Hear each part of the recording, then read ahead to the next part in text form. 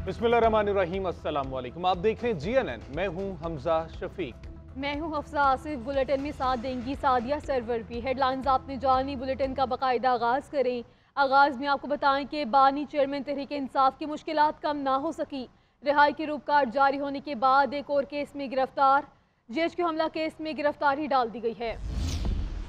आपको बताएं कि GHQ हमला केस में गिरफ्तारी डाली गई है। अदालत ने पुलिस की जिस्मानी रिमांड की इस्तदा भी खारिज कर दी है। बानी PTI के खिलाफ दर्ज 9 मई के मुकदमात की तफ्तीश अडयाला जेल में ही करने की हिदायत कर दी गई है। तफसीलात जान लेते हैं ब्यूरो चीफ इस्लामाबाद मियां शाही से। जी मियां शाही, बताइएगा इस हवाले से।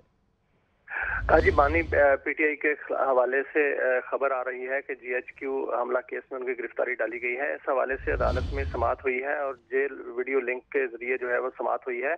SHO थाना आर्य बाजार ने जिस्मानी रिमांड की इस्तदा की थी और तमाम 12 मुकदमात के SHO रिकॉर्ड समेत अदालत में मौजूद थे। अदालत ने पुलिस को जिस्मानी रिमांड की इस्तदा जो है वो खारिज कर दी है और बानी PTI का वीडियो लिंक के जरिए अदालत में वो पेश हुए और इस केस की समाअत इस्ताद दहशतगर्दी की अदालत के जज मलक एजाज आसिफ ने की और अदालत ने बानी PTI के खिलाफ दर्ज 9 मई के मुकदमात की तफ्तीश अडयाला जेल में ही करने की हिदायत कर दी है। उन्होंने ये अहकाम जारी कर दिए हैं कि बानी PTI के खिलाफ जितने भी मुकदमात हैं 9 मई के हवाले से उनको उनकी तफ्तीश जो है वो अडयाला जेल में ही होगी। उनको जिस्मानी रिमांड की इस्तदा जो है वो खारिज करके उनको ये मना कर दिया है पुलिस को कि उनको कहीं मुंतकिल नहीं किया जाएगा। बहुत शुक्रिया मियां शाहिद। एहतसाब अदालत ने 190 मिलियन पाउंड केस में PTI के रहनुमा शहजाद अकबर और जुल्फी बुखारी समेत 6 मुल्जिमान के असासी और बैंक अकाउंट्स मुंजमद करने का हुक्म दे दिया। साबिक खातून अव्वल बुशरा बीबी की दोस्त फरागोगी और दीगर मुल्जिमान के असासी और बैंक अकाउंट्स भी मुंजमद करने का हुक्म दिया गया है और एहतसाब अदालत ने मुल्जिमान के नाम रजिस्टर्ड गाड़ियाँ भी जब्त करने का हुक्म दिया है। अदालत ने इश्तिहारी करार देने के बाद तमाम मुल्जिमान के दायमी वारंट गिरफ्तारी भी जारी कर दिए।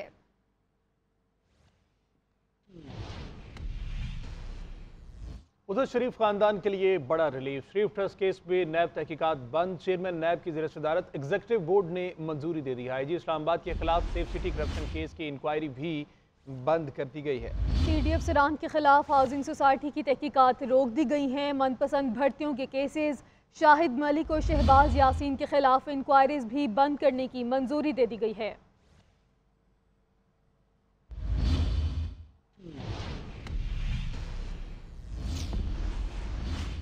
बात करते हैं आम इंतखाबात के हवाले से। मुल्क भर में कागजात नामजदगी मंजूर या मुस्तरद होने के खिलाफ अपीलों की समाअत जारी है। शहबाज शरीफ की कागजात नामजदगी मंजूर होने के खिलाफ 2 दरख्वास्तें मुस्तरद कर दी गई हैं।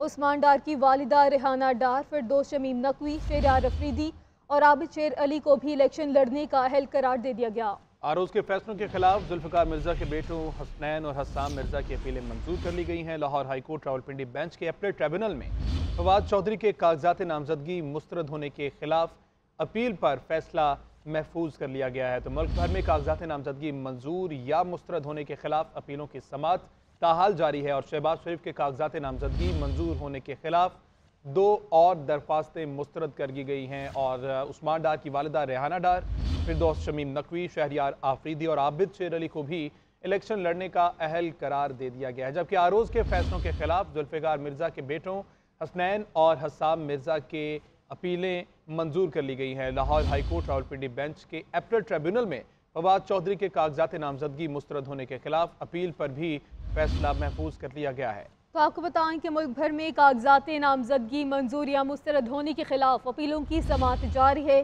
शहबाज शरीफ के कागजात नामजदगी मंजूर होने के खिलाफ 2 दरख्वास्तें मुस्तरद कर दी गई। इंतखाबात 2024 का दंगल, कई और सियासी पहलवानों को अखाड़े में उतरने की इजाजत मिल गई। इन्हें 242 कराची से शहबाज शरीफ के कागजात नामजदगी मंजूर करने के खिलाफ दूसरी अपील भी खारिज कर दी गई। हल्का इन्हें 132 से भी शहबाज शरीफ के कागजात की मंजूरी के खिलाफ दरख्वास्त मुस्तरद कर दी गई। साबिक विफाकी वजीर उस्मान डार की वालिदा रेहाना डार के कागजात नामजदगी से मुतल्लिक RO का फैसला कलअदम करार दे दिया गया है। PTI लीडर रेहाना सियालकोट में लीगी रहनुमा ख्वाजा आसिफ के मद्दे मुकाबिल होंगी। लीगी रहनुमा आबिद शेर अली को फैसलाबाद से इंतखाबात लड़ने की इजाजत मिल गई। एपलेट ट्राइब्यूनल ने उनके खिलाफ अपील मुस्तरद कर दी। कराची के हल्का NA 236 से PTI के उम्मीदवार फिरदौस शमीम नकवी के खिलाफ आरओ का फैसला कलअदम करार दे दिया गया। साबिक वफाकी वज़ीर PTI शहरयार अफरीदी के कागजात नामजदगी को मंजूर कर लिया गया। स्पीकर खैबर पख्तूनख्वा असम्बली मुश्ताक अहमद गनी के कागजात मंजूर होने के खिलाफ अपील मुस्तरद। साबिक MNA शानदाना गुलजार को भी इलेक्शन में हिस्सा लेने की इजाजत मिल गई। कागजात नामजदगी के खिलाफ दरख्वास्तों की समाअत का कल आखिरी रोज है। तहरीक इंसाफ के मरकजी रहनुमा शेर अफजल मरवत ने PTI के टिकटों की तकसीम पर तहफ़्फ़ुज़ात का इजहार कर दिया। कहते हैं पंजाब में जिस तरह वकला को टिकट मिले हैं, खैबर पख्तूनख्वा में इस तरह नहीं हुआ। आज बानी चेयरमैन PTI से मिल रहा हूँ, टिकट के मामले से आगाह करूँगा। मुझे सूबाई नहीं मरकजी तंजीम से मसला है, शायद मरकजी तंजीम में पजीराई को पसंद नहीं करती। अदालत में पाकिस्तान तहरीक इंसाफ के साथ कानून के मुताबिक ट्रीटमेंट नहीं हो रही है। अभी आप ट्रिब्यूनल में देखें 100% अपीलें एक्सेप्ट हो रही है। मतलब ये है कि 100% ये सारे फैसले गलत थे। As a matter of policy PTI को टारगेट किया गया। ये अपील एक्सेप्ट होकर कागजात नामजदगी बहाल होना इंसाफ नहीं है। जिन्होंने गलत काम किए उनको सजा दें, उनको कड़ी लगनी चाहिए ऐसी रिटर्निंग ऑफिसर को, उनको जेल जाना। ये फ्रॉड किया इन्होंने इलेक्शन के प्रोसेस में। इन्होंने अभी और ड्रामे करने हैं। अगर इनको लगाम न डाली गई रिटर्निंग ऑफिसर को, हाई कोर्ट ने और ट्रिब्यूनल ने इन पे चेक नहीं रखा, तो इन्होंने आगे 8 फरवरी तक बड़े बड़े ड्रामे करने हैं। हमें लेवल प्लेइंग फील्ड नहीं मिल रही। रहनुमा नून लीग जबेर लतीफ का एक बार फिर शिकवा। कहते हैं नवाज शरीफ की नाअहली खत्म करने का फैसला लेवल प्लेइंग फील्ड के लिए पहला कदम है। अभी इस तरह के मजीद फैसलों की जरूरत है। इदारों से दरख्वास्त है 9 मई के मुल्जिमान के बारे में अवाम को हकीकत बताएं। इदारों को इलेक्शन से पहले जबान खोलनी चाहिए ताकि लोगों की रहनुमाई हो सके। पाकिस्तान खुदा न खास्ता पूरा कच्चा इलाका बन गया है कि इसका एक सरदार बना दिया गया है जो सबको गालियां दे, सबको धमकाए और जेल में बैठ के भी लोगों को धमकाए और उसको कोई पूछने वाला ना हो। कल का फैसला एक लेवल प्लेइंग फील्ड हमारे लिए एक पहला कदम है। ये एक कदम उठाने को हम लेवल प्लेइंग फील्ड अपने लिए नहीं समझते। जो आपको इलेक्शन से पहले जबान खोलनी पड़ेगी। आपको पाकिस्तान भर की सियासी जमातों के लिए 25 करोड़ लोगों के लिए रहनुमाई के लिए आपको हकीकत बताना पड़ेगी कि ये 9-10 मई का मुजरम है या नहीं। मुस्लिम लीग नून के रहनुमा राना मशहूद कहते हैं कि सियासत और इलेक्शन बड़े जालिम चीज़ हैं। यही वजह है कि बिलावल को बानी PTI से हमदर्दी याद आ गई। बिलावल के सियासी तौर पे ज़मीन पे पैर नहीं लग रहे, इसलिए उन्हें बानी तहरीक इंसाफ की बहुत याद आ रही है। कहा सिंध को तनहा नहीं छोड़ेंगे, सूबे को उसका हक दिलाएंगे। इस कार्रवाई के बाद कराची के लोगों के लिए खुशखबरी ये है, कराची बिलखसूस और सिंध बिलअमूम, क्योंकि शहबाज साहब चूँकि कराची से लड़ रहे हैं तो शहबाज साहब NA 242 से कल से अपनी कंपेन का बाकायदा वहाँ पे टीम, ये सारी टीम खड़ी है, वहाँ से आगाज़ कर रही है। वोट लेने के लिए वो लोग जिनकी ज़मीन पर पैर, जिनके ज़मीन पर पैर नहीं होते, वो वोट लेने के लिए कुछ भी कर जाते हैं। जिस तरह PTI ने कहा था कि जी हम 50 लाख घर और करोड़ नौकरी देंगे, किधर हैं वो?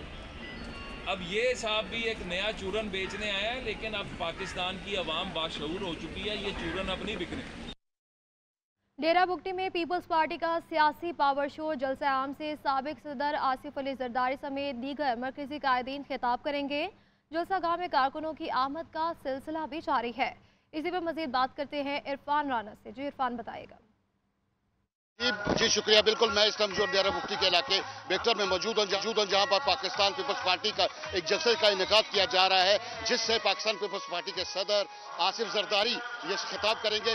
यहाँ पर जो है पंडाल बिल्कुल पूरी तरह यहाँ पर सज चुका है और यहाँ पर जो 15,000 कुर्सियाँ लगाई गई थी वो जलसा गाह में कुर्सियाँ भी तमाम जो है भर गई हैं। इस वक्त जो है कैमरामैन हम अगर दिखा सके आपको कि पंडाल की जो सूरत है इस टाइम तमाम जो है यहाँ पर जलसा गाह की जितनी भी कुर्सियाँ थी वो भर चुकी हैं। और इस जलसे से जो है पाकिस्तान पीपल्स पार्टी के मरकजी कायदीन के अलावा मीर सरफराज मुल्की ने जो चंद दिनों पहले पाकिस्तान पीपल्स पार्टी में शमूलियत की इख्तियार की थी, उनके साथ वो हमरा यहाँ पर 2 बजे जलसागाह पहुंचेंगे आसिफ जरदारी के साथ, जबकि मरकजी कायदीन भी यहाँ पर पहुंचेंगे पाकिस्तान पीपल्स पार्टी के, जो यहाँ पर जलसे से खिताब करेंगे। जबकि यहाँ से जो डेरा बुक्टी और बेकड़ के इलाके से जो साबिक तहरीक इंसाफ के जो कारकुन है या रहनुमा है वो पाकिस्तान पीपल्स पार्टी में बाकायदा शमूलियत का ऐलान भी करेंगे। जी वेलकम बैक। ब्रेक के बाद आपको बताएं कि फवाद चौधरी की कमरा अदालत में मीडिया से गैर रस्मी गुफ्तगू।